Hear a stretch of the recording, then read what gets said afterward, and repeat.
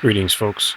This is just a quick clip of my original workbench when I first started recording videos. I still have it, and right now I'm running an experiment. This is a little power board that I made in my workshop. It's just a piece of wood. And right here what I'm doing is I'm running a modified PTC, or positive temperature coefficient heater. Now this workshop is actually in my house. It's in a back room, but it's a good little workbench. It's served me well. I use it all the time. And I have 3 workbenches inside my house. What I have here is, this is some solar panels I put up just for experimentation. And they come all the way in here in my house, and they come in through these MC4 connectors. This is all just temporarily wired up. And I got one of these watt meters. I'm a big fan of this particular kind. I just like the way they look. Really like the display. This version is the newer one with the yellow light in it. There's also a cheaper plastic version. I have one of those too. And they seem to work. But the metal one obviously seems to be higher quality. And I have a circuit breaker that I had laying around, and this is a fuse block. It's just a 12-volt automotive fuse. Yes, I'm driving at a very high voltage, but I'm not too concerned about it. Running about 34 volts now while it's under load. The quality on these is highly suspect, but I have a good one here. This one seems to be working fine. It's been running a few weeks now.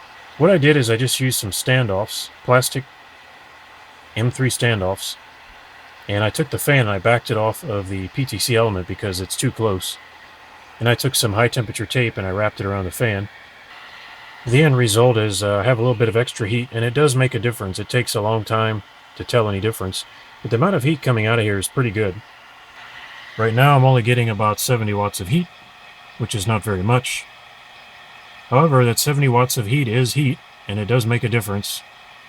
And it doesn't run up my electric bill.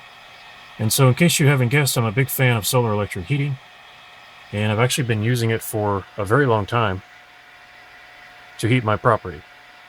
I don't really make videos about it.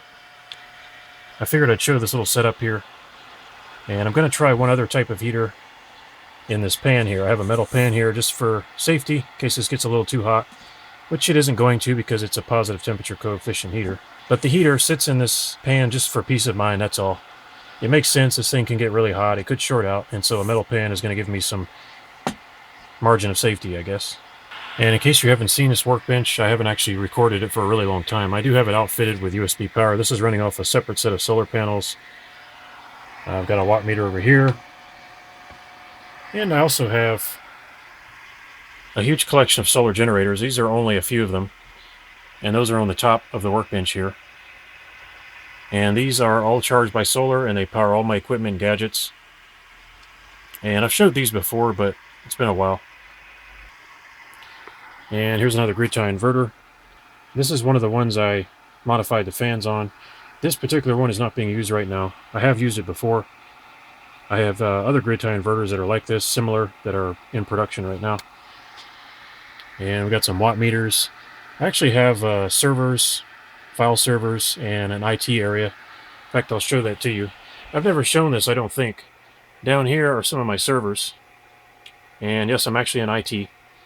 And I have a network in my home. And these are some of the servers and data storage that I have set up. That's one of my favorites right there. Right now it's in standby. That's a HP Mini Cube server. If you look right here, 11.8 watts. So we'll call it 11.5 to 12 watts. That is actually running a 2 terabyte file server that is running Windows Server, and it's right there. That's using less than 12 watts, and I can store all my backups on there. I can store my video files, anything I want. I can even browse the internet on it. Shocking. Of course, it uses more than 12 watts if you're browsing the internet, but when I'm not browsing the internet, it sits there using around 11.8 watts, which is, to me, just amazing. It's just mind-boggling. There's a lot of wires. They are just everywhere. There's also a big server down there on the floor. You can barely see it. It's the metal box. That's a 2U HP ProLiant rack mount server. This is shoved under there. But yeah, that's the only place I have for it right now. I don't have anywhere else I can put it. So that's where it's sitting.